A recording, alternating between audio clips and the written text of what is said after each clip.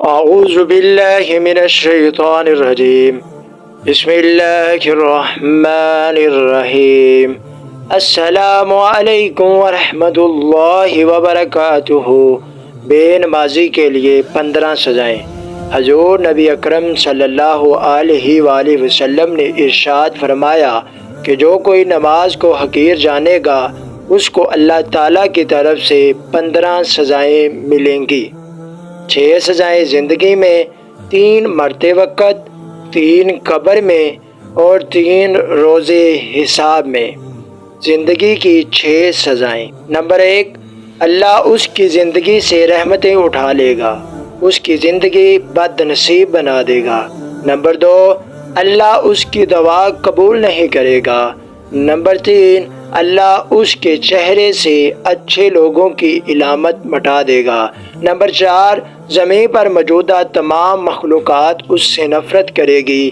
Number 5، اللہ اسے اس کے اچھے کاموں کا صلہ نہیں دے گا۔ نمبر 6، وہ اچھے لوگوں کی عادت سے دور ہوگا۔ مرتے وقت کی 3 دعائیں۔ وہ ذلیل ہو کر مرتا ہے، وہ بھوکا مرتا ہے، وہ پیاسا مرتا ہے، اگرچہ وہ تمام سمندروں کا پانی بھی پی لے لیکن اس کی پیاس پھر بھی ختم نہ ہوگی۔ قبر میں 3 سزائیں۔ اللہ اس کی قبر اتنی تنگ کر دے گا جب تک اس کی پسلیاں ایک دوسرے کے اوپر نہ چڑھ جائیں۔ نمبر 2، اللہ اسے چنگاریوں والی آگ میں ڈنڈیل دے گا۔ نمبر 3، اللہ اس پر ایسا سانپ بٹھائے گا جو بہادر اور دلیر کہلاتا ہے، جو اسے نماز فجر چھوڑنے پر صبح سے لے کر دوپہر تک ڈسے گا، نماز ظہر چھوڑنے پر دوپہر سے لے کر عصر تک ڈسے گا، اور اسی طرح ہر نماز چھوڑنے پر اگلی نماز تک ڈسے گا۔ ہر ضرب کے ساتھ 70 گز زمین کے اندر دنس جائے گا۔ روز حساب کی 3 سزائیں۔ نمبر 1، اللہ اسے منہ کے بل جہنم میں بھیج دے گا جو جرموں میں شامل ہوگا۔ نمبر 2، اللہ اسے غصے سے دیکھے گا جس سے اس کے چہرے کا ماس گر جائے گا۔ نمبر 3، اللہ اس کا سخت حساب لے گا اور اسے جہنم میں پھینکنے کا حکم دے گا۔